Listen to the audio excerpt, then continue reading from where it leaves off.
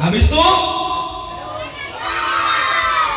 duduk, habis itu makan, habis itu mama kalian sholat nggak? Mampus kita demo. Allahu Akbar. Bu, kayak mana kita kayak gini anak lagi ngomongnya? Nggak bisa kita punya anak itu instan.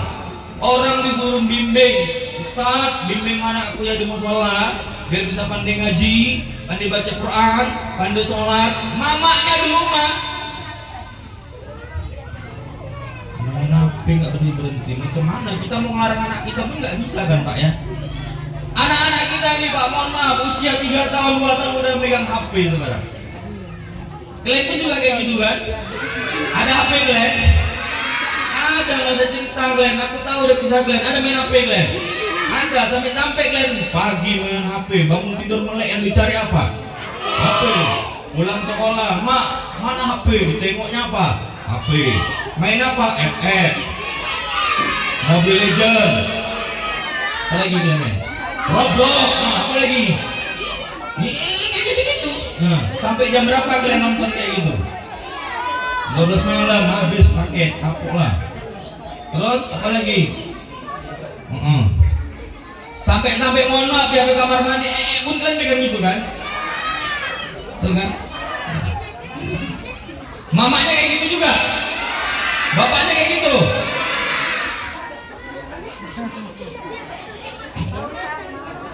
Bapak dan ibu jamaah yang dimuliakan Allah. Maka sebenarnya konteks problem kita hari ini Pak, kita hari ini protes sama pemerintah. Pak Prabowo itu di demo, DPR di demo. Hari ini kita heboh dengan demo di mana-mana. Betul ya Bu ya? Ada diskriminasi katanya. Rakyat di bawah, pajak naik, hidup melarat, hidup susah. Sementara pejabat-pejabat anggota DPR naik gajinya, naik tunjangannya. Betul Pak? Betul Bu? Cemburu kita sama kayak gitu-gitu. Inilah kadang-kadang kita persoalan Pak. Kita hari ini marah sama anggota DPR karena kelakuannya kayak gitu. Tapi ketika pemilu kemarin 2024, siapa yang milih dia coba? Kan kita juga yang salah. Ibu-ibu ini kalau dikasih uang lempul milih ini ya cair tuh barang, lumayan. Siapa yang milih Pak Prabowo kemarin dapat uang 100? Banyak yang kayak gitu. Aku tahu itu orang-orangnya. Tapi bukan Pak Prabowo yang masalah. Pejabat-pejabat yang lain ini yang perlu kita binasakan. Kita perbaiki sama-sama. Tapi kita, mohon maaf Pak, banyak sekarang kita sama kayak peribahasa. Itu apa namanya? Semut di lautan sana kita kelihatan. Tapi gajah di pelupuk mata kita nggak nampak. Itu problem kita hari ini. Pak, mohon maaf, anggota DPR masalahnya besar kali. Korupsi, kita marah. Orang untuk buat kriminal, kita marah. Presiden buat salah, kita marah. Tapi kita buat masalah, nggak sadar diri. Hati kita. Ini anak-anak kita, ini generasinya mesti diselamatkan. Anak-anak sekarang bagus kalau dia mau ngaji, alhamdulillah. Tapi orang-orang tua sekarang juga mohon maaf, kalau udah nikah, udah cuma tahunya nikah aja Pak. Maaf orang kata sekarang, kalau nikah cuma untuk buat anak aja katanya. Ada yang kayak gitu modelnya, ada banyak. Tapi kehidupan rumah tangga tak pernah dia pelajari. Pendidikan pranikah, pendidikan nikah yang tak pernah dipelajari. Bagaimana mendidik anak-anak yang baik, mendidik anak-anak supaya jadi anak yang soleh dan solehah, terutama dirinya untuk menjadi pribadi yang baik pun kita tak pernah bisa. Maka hadirin jamaah yang dimuliakan Allah Subhanahu wa taala. Saya ingat ada satu cerita ayah-ayah itu. Ada seorang bapak sedang diskusi sama anaknya yang masih SD dalam mobil Pak. Jadi kata ayahnya, nak, kau kalau seandainya dipanggil gurumu, kemudian gurumu ngasih uang 5.000 samamu, kira-kira kau senang atau enggak? Kalian kayak gitu dikasih duit senang enggak? Senang. Kayak mana perasaan kalian? Senang kali? Muka senang kayak mana muka senang? Terpaksa itu namanya. Tapi kata ayahnya, nak, ternyata bukan kau aja yang dipanggil sama gurumu. Kalau kau tadi dipanggil gurumu dikasih uang 5.000, senangnya bukan main. Apa kau bilang? Berarti guruku sayang sama. Betul apa betul? Nah, ternyata bukan hanya dia yang dikasih, Pak. Dipanggil lagi temannya yang lain, sama-sama laki-laki. Kemudian temannya ini dikasih uang sama gurunya juga, tapi 10.000. Kau tadi dikasih berapa? 5.000. Sekarang dikasih berapa? Gimana sekarang perasaanmu? Sedih, Pak. Tengok ini. Kecewa. Bu, sekarang berubah mukanya. Sekarang ditanya sama ayahku, kenapa kau sedih? Hah? Kenapa? Karena nanti lebih banyak. Oh sedikit. Apa urusannya sama? Ada kau merasa rugi? Jadi kenapa kau merajuk? Kenapa kau nggak lagi bahagia? Kok kamu nggak jadi senang? Ini problem kita hari ini, Bu. Mohon maaf. Kita perasaan kita itu kadang-kadang sama Tuhan itu lain. Kita suka cemburu sama kehidupan orang, tapi kehidupan kita nggak pernah kita hargai. Betul apa betul, Bu? Sekarang ini orang banyak cemburu dengan harta orang lain yang banyak. Kehidupan mewah orang lain kita cemburu, Pak. Tapi sebenarnya kehidupan yang mewah, kehidupan yang banyak uang, kehidupan yang mewah-mewah yang terkenal itu bukan sebenarnya yang terbaik sebenarnya untuk kita. Makanya Allah Subhanahu wa taala itu kan telah berfirman, ada firman-Nya Quran surah Al-Baqarah ayat 216 kalau enggak salah. Wa 'asa an takrahu syai'an wa huwa khairul lakum. Wa 'asa an tuhibbu syai'an wa huwa syarrul lakum. Bu, nanti coba buka Qurannya. Kata Allah luar biasa bahasanya. Boleh jadi engkau tidak menyukai sesuatu padahal sebenarnya itu baik bagimu. Tapi bisa jadi engkau suka sesuatu padahal sebenarnya itu tidak baik bagimu. Betul apa betul, Bu? Hari ini kita sulit mungkin. Hari ini kita mungkin susah. Hari ini kita mungkin sempit rezekinya. Tapi kata Allah bisa jadi perasaanmu hari ini kau ikhlas, kau sabar menghadapi ujian ini, maka sebenarnya itu pahalanya besar bagimu. Inilah kebaikan sama kita sekarang. Makanya soal ibadah itu bukan tentang sholat aja sebenarnya. Ibadah itu ada ibadah mahdhah, ada ibadah ghairu mahdhah. Ada ibadah yang bisa kita laksanakan di masjid, musola. Tapi lebih daripada itu, sabar itu ibadah. Ikhlas itu ibadah. Betul apa betul? Maka cobalah kita sama-sama belajar untuk terus bertawakal kepada Allah, berhusnuzon kepada Allah Subhanahu wa taala. Kan udah mulai hilang kalian. Anak-anak Ustaz, kalian bilang jam 12, ini masih jam setengah 11 ini. Tahan kalian. Tahan. Tadi Ustaz naik setengah 10, sekarang nggak terasa udah jam 10 lewat 10. Mau sampai jam berapa kita ini? Ustaz tunggu sampai ada yang ngantuk dua lagi ya. Kalau ada yang muak dua lagi kita selesai. Sampai pagi. Ya. Mau ngapain kalian sini sampai pagi? Gantian lagi kita sini ngomong. Capek kali aku yang ngomong aja. Kalian ganti-gantian sini. Anak-anak Ustaz, kalau Ustaz bilang pagi tepuk tangannya sekali, bisa nggak? Kalau Ustaz ngomong siang tepuk tangan 2 kali. Pagi. Pagi. Pagi. Ibu-ibu nggak usah ikut-ikutan. Nggak usah ikut ya, Bu.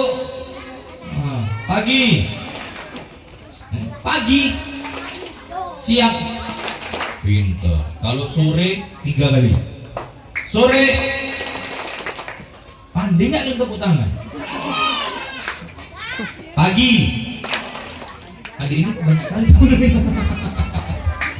Iya nggak apa-apa. Lihat aja kamari. Ustaz bercanda. Pagi. Siang. Sore. Kalau malam nggak usah tepuk tangan, bisa. Pagi, malam, nggak usah tepuk tangan. Dibilang gua tepuk tangan kalian. Pagi, sore, 3 kali Bu. Pagi, siang, 2 kali. Gak usah terus dong, ngantuk udah kan? Oke, tepuk tangan banyak-banyak anak-anak. Bapak-bapak, ibu-ibu jamaah yang dimuliakan Allah Subhanahu wa taala. Saat ini kita menyadari bahwa hidup ini memang selayaknya bikin susah. Hidup ini memang selayaknya banyak masalah. Betul apa betul Pak? Ini yang sedang terjadi hari ini. Saya ingin coba meluruskan bagaimana akhlak Rasulullah menghadapi masalah. Dengar. Bu, pernah dengar kisah Rasulullah dilempari batu? Bu, pernah dengar Rasulullah dilempari kotoran? Mana ibu-ibu ini? Oh ibu-ibu. Bu, kalian pernah dengar nggak Rasulullah dilempari batu? Sampai pelipisnya pecah. Sampai malaikat protes mau bantu Rasulullah untuk menghantam umatnya agar supaya binasa. Pernah dengar nggak kisahnya? Ada itu nah. Terus pertanyaannya, ketika Rasulullah dihantam seperti itu Pak, dikasih masalah sama umatnya kayak gitu, dibenci sama umat sebagian, lantas apakah Rasulullah marah? Enggak. Rasulullah tuh enggak marah. Itu ujian terberat Rasulullah. Dibenci orang, difitnah orang. Kita ini kan kadang-kadang kayak gitu Bunda. Saya mau tanya lah di antara kita semua di sini, siapa di antara kita yang bisa lepas omongan dari orang lain? Nggak ada. Saya sampaikan sama kita semuanya, saya sudah riset.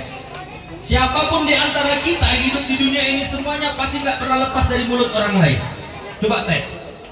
Bu, betul apa betul? Betul. Ibu pernah difitnah nggak? Pernah digosipin nggak? Pernah diceritain nggak? Nggak kan? Cerita diri sendiri kayak gitu. Setelah ini pun mohon maaf, aku turun dari mimbar ini pun besok kalian ceritain aku. Kalian tengok lah besok. Nggak usah nunggu besok, malam nih kalian tengok lah. Siapa tadi ustadznya tuh ya? Ada aja. Orang tadi aku datang aja kalian ceritain aku. Oh itu ustadznya. Itu kan, itu kan saja kan. Ganteng juga rasanya ya. Maknya, jangan. Oke, gitu bang. Ada uang goceng lah nanti. Oke. Bapak dan Ibu jamaah yang dimuliakan Allah Subhanahu wa taala. Saya ingin kaji begini. Oleh karena itu, sifat Rasulullah yang kayak gitu-gitu, itu ada ilmunya. Kenapa Rasulullah nggak marah sama umatnya? Karena Rasulullah menyadari, paham psikologi umatnya. Kita ini kan kadang-kadang belum apa-apa udah sakit hati. Diceritain orang kita malu. Digosipin orang kita marah. Gak perlu sebenarnya, itu biasa. Semua kehidupan kita ini pasti jadi bahan omongan sama orang lain. Betul Pak? Masa jauh-jauh Pak BKM aja pun tengoklah di antara kita ini. Pasti di depan rapat Pak, oke, setuju. Begitu acara gak datang. Ada kayak gitu Pak? Ada. Aku ngasih sekian, aku ngasih sekian, aku ngasih sekian. Besok mana? Anyup. Gak ada duitnya. Ya kan? Makanya hadirin jamaah yang dimuliakan Allah Subhanahu wa taala. Maka dari itu kita mesti jaga perasaan kita. Mesti pandai kita menjaga perasaan hati kita. Jangan gampang berperang kalau saya bilang. Udah ikhlaskan saja. Omongan orang itu tidak menjadi beban sebenarnya bagi kita. Toh rezeki yang ada sama kita itu tak berpengaruh dengan omongan dia, tak ngaruh Pak. Makanya dalam Quran Allah Subhanahu wa taala katakan, "A'udzu billahi minasyaitonir rajim. Wa ma min dabbatin fil ardi illa 'ala Allahi rizquha." Ini luar biasa dalilnya. Jadi kata Allah Subhanahu wa taala, siapapun di antara kita yang hidup di muka bumi ini Allah jamin rezeki, selesai. Makanya kalau orang-orang dulu, mohon maaf, anaknya 12 tahan. Betul Bu? Ibu anaknya berapa sekarang? 2. 1 saat 2. Kalian mama kalian anaknya berapa? 3. 4. Anak mamamu 5. Betul loh. 4. Ini 4. Paling banter 4 Bu. Orang-orang bilang sekarang, oh Ustaz sekarang gak kayak dulu lah. Kalau dulu ya lah papa enak. Betul Pak kayak gitu Pak? Saya bilang enggak, saya bilang. Persoalan kita hari ini, beban kita berat itu bukan karena kekurangan rezeki, bukan. Itu saya garis bawah. Bukan karena kita kurang rezeki, bukan. Tapi karena gengsi hari ini terlalu besar. Betul apa betul? Nggak usah cerita lah. Gaji suami 5 juta, tetangga udah beli Vario, kita pun sibuk beli Vario juga. Tetangga punya mobil, aku sibuk punya mobil juga. Apalah model kayak kita ini sekarang. Orang anaknya suka megang handphone, anak-anak kita pun sibuk dibelikan handphone. Kalian punya handphone semua. Tuh, ada handphone yang usia berapa itu? Aku pun bingung, HP ku lebih murah daripada dia. Dia mahal kali, sampai 2 juta, 3 juta aku nengok, ya kan? 4 juta, jadi berapa? 1 juta, pandai dia ngomong.